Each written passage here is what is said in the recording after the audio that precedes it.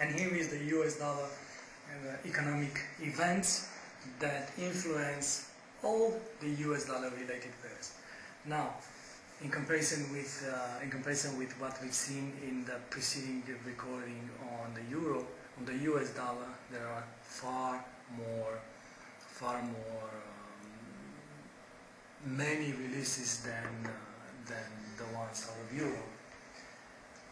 So let's say that the most important one is the FOMC, Federal Open Market Committee meeting. Now the Federal Open Market Committee, FOMC, actually the meetings are being held 8 times a year on a pre-defined schedule. If you go over the internet and Google Federal Reserve and you go over the website, and you will have the schedule for the meetings.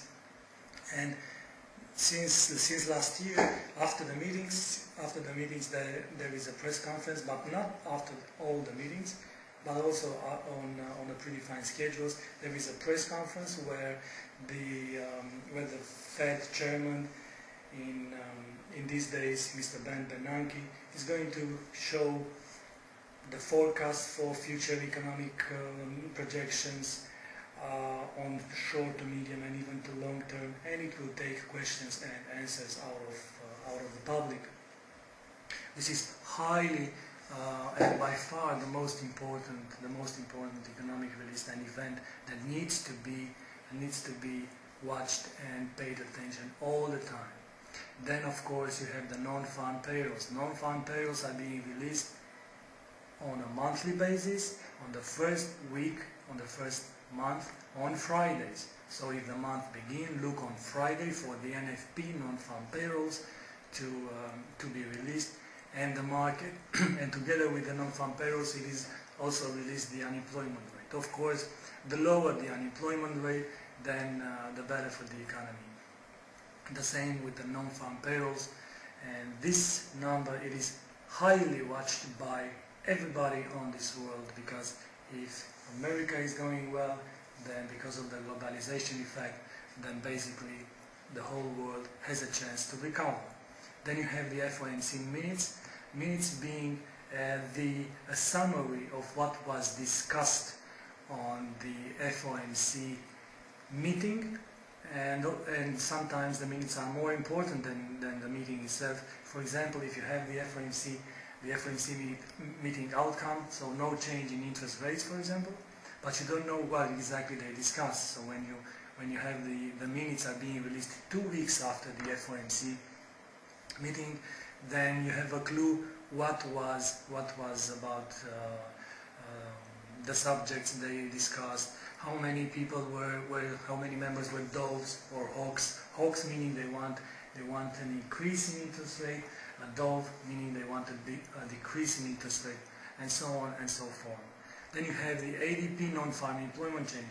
This is going to be released on a monthly basis on Wednesday, and it is actually showing you the private employment change, private payrolls in the US economy, and it is a good indicator for the Friday's NFP, the all-awaited NFP.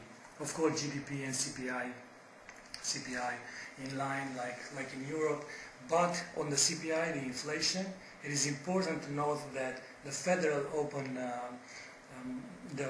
Reserve Bank in US had, or the Fed as it is being called, has a dual mandate compared with the ECB, and the dual mandate being to keep inflation below or close to 2% and to create jobs for the economy.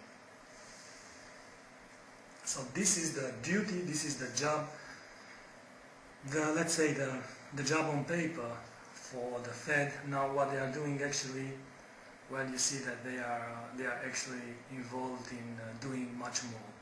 Then the ISM actually for the United States, Institute of Supply Management, Manufacturing and Non-Manufacturing.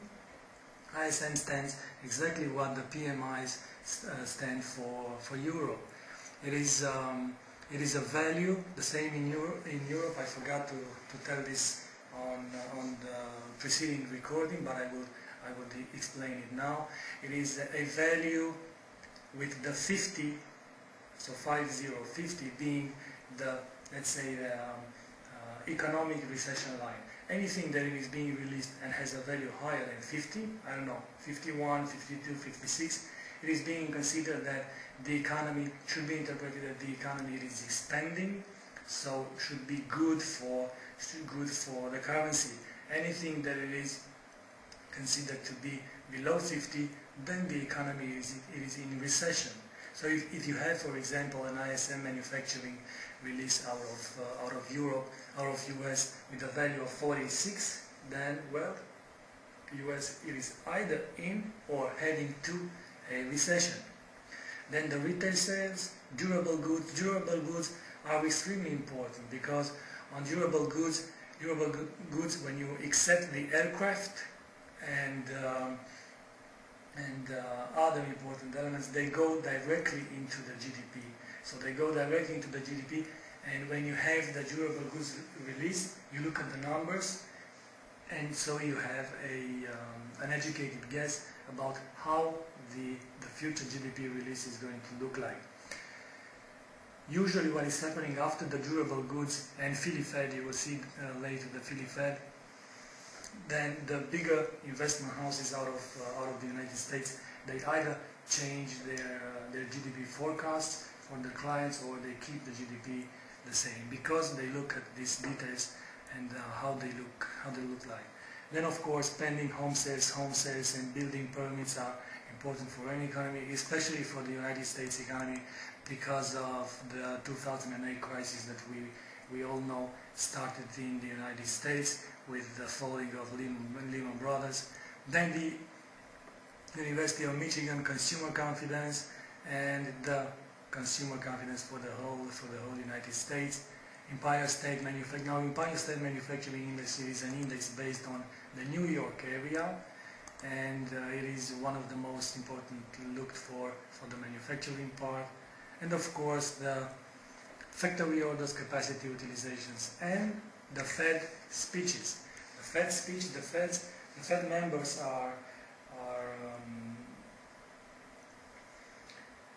holding a speech on a predefined basis, on a schedule that it is made public, and it is important to know what member it is speaking, because actually each member has a tag or a label attached to its name. One is Dove and one is Hawk. So you are looking, when a Dove is speaking, then and you are bullish on the currency, then you might be aware of what he's going to say.